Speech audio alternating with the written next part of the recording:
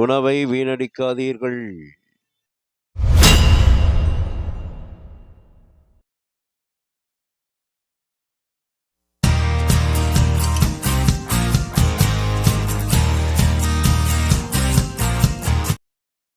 Hi viewers and subscribers. Pasta, அது ஸ்பெகண்டிஸ் பாஸ்தாவில் cauliflower sauce போட்டு ஒரு அருமையாக செய்கிறோம். அது செய்கிறதுக்கு முன்னாடி நம்ம சேனலை சப்ஸ்கிரைபர் பண்ணிக்கோங்க. பக்கத்தில் இருக்க பெல்லைக்கான ப்ரெஸ் பண்ணிக்கோங்க. இந்த காலிஃப்ளவரும் இந்த பாஸ்தா இந்த சாஸோடு கலந்து சாப்பிடும்போது நல்லா ஹைலைட்டாக சூப்பரான டெலிஷியஸில் இருக்கும். அந்த அளவுக்கு டேஸ்ட்டாக இருக்கும். இதுக்கு நம்ம ஒரு காலிஃப்ளவர், ஒரு 1/4 கிலோ அளவுக்கு உள்ள காலிஃப்ளவர் மட்டும் எடுத்துங்க. நல்ல காலிஃப்ளவராக இந்த மாதிரி காலிஃப்ளவர் வாங்கிக்கோங்க. இந்த காலிஃப்ளவரை சின்ன சின்னதாக உடச்சி எடுத்துருங்க. இந்த மாதிரி எடுத்து ஒரு அகலமான கிண்ணத்தில் சேர்த்துக்கணும். இதை சேர்த்து இதை நல்லா தண்ணி கொடுத்து சுத்தம் பண்ணணும். அதுக்காக இந்த மாதிரி இதை உடச்சி சேர்த்துங்க. இந்த உடச்சி எடுத்த காலிஃப்ளவர் மேலே முழுங்குற அளவுக்கு தண்ணி சேர்த்துங்க. தண்ணி சேர்த்து இதை 2 கையாலையும் அப்படியே எடுத்து நல்லா அலசி விடுங்க. இந்த மாதிரி எடுத்து அலசி விட்டிங்கன்னா அதில் இருக்க புழு பூச்சிகள்லாம் பார்த்திங்கன்னா உங்களுக்கு அந்த தண்ணியில் போயிடும். இந்த மாதிரி எடுத்த பிறகு அலசின பிறகு இதை அப்படியே நம்ம ஒரு பிளேட்டுக்கு மாற்றி எடுத்து வச்சிடறோம். தண்ணியை கொஞ்சம் உதறிட்டு அந்த பிளேட்டுக்கு மாற்றிடுங்க. பிளேட்டுக்கு மாற்றின அந்த காலிஃப்ளவரை நம்ம ஒரு கிண்ணத்தில் போட்டு நிறைய தண்ணியை ஊற்றி அதில் பார்த்திங்கன்னா ஒரு 1/2 டீஸ்பூன் உப்பு போட்டுருங்க. உப்பு போட்டு இதை நல்லா இது மாதிரி களைஞ்சி விட்டுடுங்க. களைஞ்சி விட்டு இதை நல்லா அடுப்பில் வச்சு நல்லா கொதிச்சிடணும். இது வெந்து போயிடும். அதே போல் பார்த்திங்கன்னா நல்லா சாஃப்டாக இருக்கும் இந்த வெந்து போன காலிஃப்ளவர். இதை அப்படியே நம்ம ஆற வச்சு தண்ணியை வடித்து ஒரு கிண்ணத்துக்கு மாற்றிக்குங்க. தண்ணி அந்த மாதிரி நல்லா வடிச்சிடணும். சுத்தமாக தண்ணியை வடிச்சிடணும். அந்த உப்பு தண்ணி இதில் இருக்கக்கூடாது. இந்த காலிஃப்ளவர் பார்த்திங்கன்னா உப்பு போட வேண்டியதில்லை. இது உப்பை பார்த்திங்கன்னா உள்ளே இழுத்துக்கிட்டு வெந்து போயிருக்கும். நல்லா சாஃப்ட்னஸாக இருக்கும். தண்ணியை உதறிட்டு அப்படியே நம்ம கிண்ணத்துக்கு மாற்றிக்கிறோம். இந்த மாதிரி கிண்ணத்தில் மாற்றி எடுத்து வச்சிடணும். இந்த மாதிரி கிண்ணத்தில் வேக வச்சு எடுத்து வச்சுருக்க காலிஃப்ளவரை எடுத்து வச்சுருங்க. இப்போ ஒரு அகலமான கிண்ணத்தில் தண்ணியை ஊற்றி அதில் 3 டேபிள் ஸ்பூன் நல்லெண்ணெய், உப்பு சேர்த்து நல்லா அந்த தண்ணி கொதிக்க விட்டு அந்த கொதிக்கிற தண்ணியில் ஸ்பெகண்டிஸ் பாஸ்தாவை போட்டுருங்க. போட்டு மூடி வச்சிட்டிங்கன்னா அப்படியே அது பார்த்திங்கன்னா உங்களுக்கு நல்லா வெந்து வரும். நம்ம அதுக்கு முன்னாடி நம்ம வேக வச்சு வச்சுருக்க அந்த காலிஃப்ளவரில் 2 டேபிள் ஸ்பூன் மைதா மாவு 2 டேபிள் ஸ்பூன் போட்டுக்கணும். அதே போல் கார்ன்ஃப்ளவர் மாவும் ஒரு 3 டேபிள் ஸ்பூன் கார்ன்ஃப்ளவர் மாவு போட்டுக்கோங்க. இந்த கார்ன்ஃப்ளவர் மாவும் மைதா மாவும் இது மேலே நல்லா பிரண்டு பார்த்திங்கன்னா உங்களுக்கு பொரிக்கிறதுக்கு நல்லா முறுமுறுப்பாக வரும். இப்போ இது கூட 1/2 டேபிள் ஸ்பூன் மிளகாய்த்தூள் சேர்த்துங்க. இந்த மிளகாய்த்தூள் நல்லா இது மட்டும்தான் காரத்துக்கு. இது கூட பார்த்திங்கன்னா நம்ம இந்த மிளகாய்த்தூள் சேர்த்த பிறகு இஞ்சி பூண்டு பேஸ்ட்டு அம்மியில் வச்சு நகர்த்தி வச்சுருப்போம். அதை அப்படியே எடுத்து போட்டுங்க. இஞ்சி பூண்டை சேர்த்துங்க. இஞ்சி பூண்டு சேர்த்த பிறகு இது கூட கரம் மசாலா தூள் ஒரு 1/2 டேபிள் ஸ்பூன் கரம் மசாலா தூள் சேர்த்துங்க. அதே அளவுக்கு 1/2 டேபிள் ஸ்பூன் ஜீரகத்தூள் 1/2 டேபிள் ஸ்பூன் சேர்த்துருங்க. ஜீரகத்தூள் 1/2 டேபிள் ஸ்பூன் சேர்த்த பிறகு மிளகை நம்ம க்ரஷ் பண்ணி போட்டுங்க. இது மாதிரி க்ரெஷரில் வச்சு நல்லா இது மாதிரி க்ரஷ் பண்ணி போட்டிங்கன்னா உங்களுக்கு அதோட டேஸ்ட்டும் அதோட வாசமும் தனித்துவமாக இருக்கும். இந்த மாதிரி க்ரஷ் பண்ணி போட்டுங்க. அதை மிளகு போட்ட பிறகு இதுக்கு மேலே உங்களுக்கு பெப்ரிக்கா பவுடர் போட்டுங்க. பெப்ரிக்கா பவுடர் போட்ட பிறகு இது பார்த்திங்கன்னா நல்லா கலரிங்காகவும் இருக்கும். நல்லா அந்த ஃப்ளேவரும் நல்லா பார்த்திங்கன்னா உங்களுக்கு அருமையாக இருக்கும். அது கூட இதுக்கு தேவையான உப்பு ஒரு 1/2 டீஸ்பூன் உப்பு சேர்த்துருங்க. உப்பை சேர்த்து இதில் தண்ணி எதுவும் சேர்க்கக்கூடாது. தண்ணி சேர்க்காமல் பிசையணும். ஏன்னா நம்ம வேக வச்சு வச்சுருக்கோம். அதில் தண்ணி இருக்கும். அந்த ஈரப்பதத்துலேயே இது நல்லா பிசறி வந்துடும். இந்த மாவெல்லாம் சேர்த்து இந்த மசாலாவெல்லாம் சேர்த்து இந்த காலிஃப்ளவரை நல்லா இது மாதிரி அந்த மாவில் நல்லா பிசறி விடுங்க. பிசறும்போது அதில் இருக்கக்கூடிய ஈரத்தெல்லாம் அந்த மாவு இழுத்துக்கிட்டு உங்களுக்கு இது மேலே நல்லா பிரண்டு வந்துடும். அப்புறமா நல்லா இதை கொஞ்சம் அந்த பேஸ்ட் மாதிரி வரணுங்கிறதுக்காக லேசாக ஒரு 2 டேபிள் ஸ்பூன் தண்ணி விட்டு நீங்கள் இந்த மாதிரி குழைய இதை வச்சுக்கலாம். அப்போ தான் பொரிக்கிறப்ப அது பிரியாது. இந்த மாதிரி வந்துடும். இந்த மாதிரி இந்த மசாலாலாம் நல்லா அதில் பிரண்டு வந்துடும். இந்த மாதிரி வந்த பிறகு நம்ம வேக வச்சுருக்க அந்த பார்த்தீங்கன்னா சுடுதண்ணியில் போட்டு வச்சுருக்கோம் அந்த ஸ்பெகட்டிஸ் பாஸ்தா. இது நல்லா வந்துருச்சு. இதை வந்து இப்போ நம்ம ஒரு ஜல்லடை பாத்திரத்தில் இதை நல்லா தண்ணியை ஊற்றி வடிச்சிருங்க.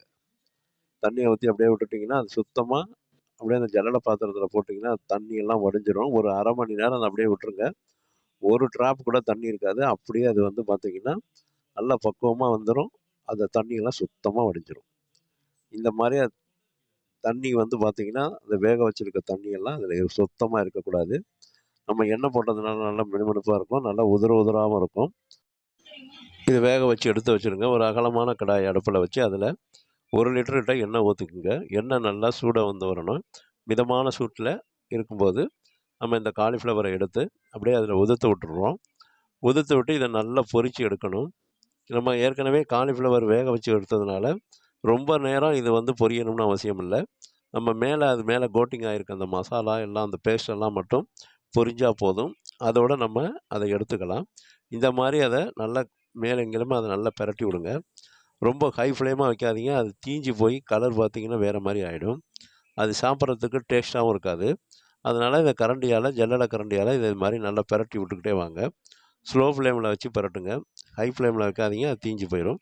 இப்போ இந்த மாதிரி அதை நல்லா பிரட்டி விட்டுக்கிட்டே வந்து அதை நல்லா எண்ணெயை இது மாதிரி எடுத்து உதறிட்டு இந்த மாதிரி உதறுங்க. எண்ணெயை இது மாதிரி உதறிட்டு இதை அப்படியே நம்ம ஒரு பிளேட்டுக்கு மாற்றிக்கிறோம். நல்லா சுத்தமாக எண்ணெயை உதறிட்டு மாற்றிங்க. இந்த மாதிரி ஒரு கிண்ணத்தில் எடுத்து வச்சுங்க. பிளேட்டாக இருந்தாலும் பிளேட்டில் எடுத்து வச்சுங்க. இந்த மாதிரி அதை பொரித்து எடுத்து வச்ச பிறகு நம்ம அடுப்பை பற்ற வச்சு அதில் 2 டேபிள் ஸ்பூன் எண்ணெய் விட்டுக்கிறோம். எண்ணெய் விட்டோன்னே ஒரே ஒரு வெங்காயம் மட்டும் சின்னதாக வெட்டி போட்டுக்கிறோம். வெங்காயத்தை வெட்டி போட்ட பிறகு அதை நல்லா வதக்கணும். இந்த வெங்காயத்தை வெட்டி போட்டு இதை நல்லா லேசாக ஒரு வதக்கி விடுங்க. அது கூட பார்த்திங்கன்னா கருவேப்பிலை போட்டுங்க.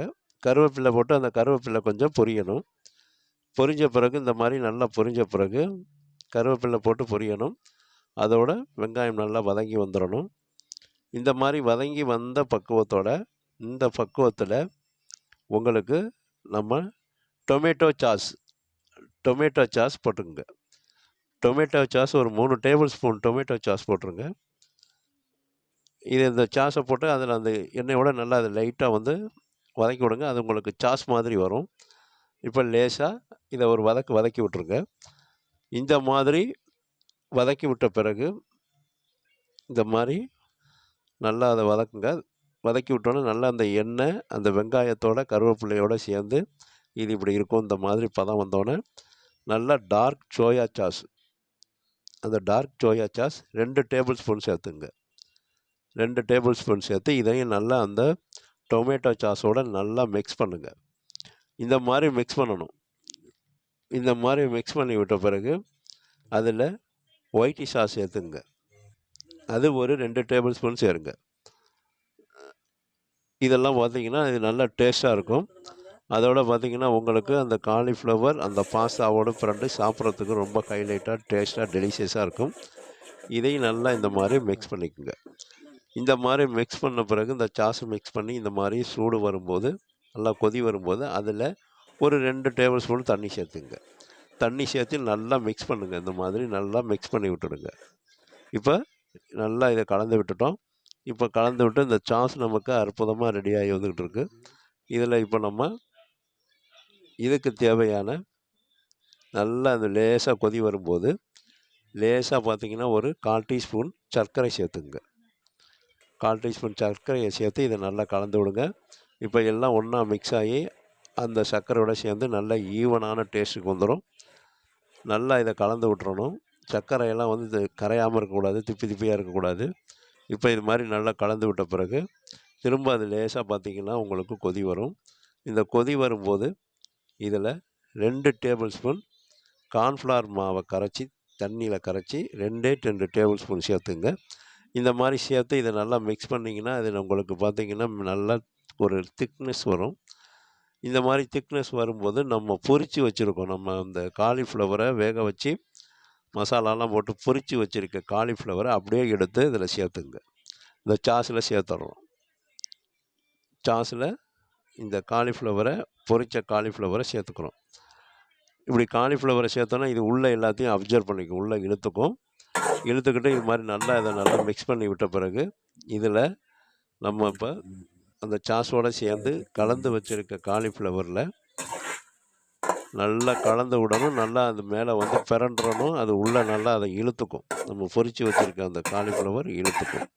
இப்போ இந்த மாதிரி பக்குவம் வந்த பிறகு, இந்த நிலை வந்த பிறகு நம்ம வேக வச்சிருக்க பாஸ்தா, அந்த ஸ்பெகண்டிஸ் பாஸ்தாவை இதில் நம்ம சேர்த்துக்கிறோம். இந்த பாஸ்தாவை அப்படியே எடுத்து ஒரு கை போட்டுக்கலாம். ஒரு கை அளவுக்கு போட்டுங்க. நல்லா எடுத்து நல்லா உதிராக போட்டுங்க. இதே மாதிரி மிச்சம் இப்போ உங்களுக்கு பாஸ்தா இருக்குன்னா இதே மாதிரி இதில் அப்படியே செஞ்சுக்கலாம்.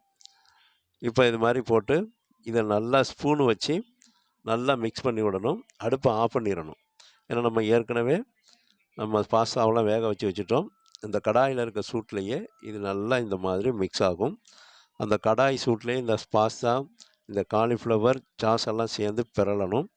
இது பாஸ்தா மேலே வந்து லைட்டாக படிஞ்சிருக்கும். அந்த காலிஃப்ளவர் நல்லா அதை உள்ளே இழுத்து நல்லா டேஸ்டியாக உள்ள ஜூஸியாக வச்சுருக்கும். இப்போ இது மேலே நல்லா மிக்ஸ் பண்ண இந்த பாஸ்தா மேலே நம்ம சாட் மசாலா லேசாக அப்படியே மலைச்சாரல் மாதிரி தூவி விட்டுடுங்க. தூவி விட்டு அதையும் நல்லா பிரட்டி விட்டுறணும். சாட் மசாலா லேசாக தூவி விட்டு அப்படியே அதையும் ஸ்பூனால் பிரட்டி விடுங்க. இப்போ அற்புதமான டேஸ்ட்டில் சூப்பராக ஹைலைட்டாக நல்லா டெலிஷியஸாக ரொம்ப நல்லா பார்த்திங்கன்னா சின்ன பிள்ளைங்கள்லாம் விரும்பி சாப்பிட்ற அளவுக்கு சூப்பரான நமக்கு இந்த பாஸ்தா சாஸ் காலிஃப்ளவர் சூப்பராக ரெடி ஆகிடும். அப்படியே எல்லோரும் பார்த்திங்கன்னா அது நீங்கள் செஞ்சு வச்சாலும் அந்த ஒரு சட்னி அந்த ஒரு இதையும் அப்படியே ஒரே ஆளே சாப்பிட்ருவாங்க. அந்த அளவுக்கு டேஸ்ட்டாக இருக்கும்.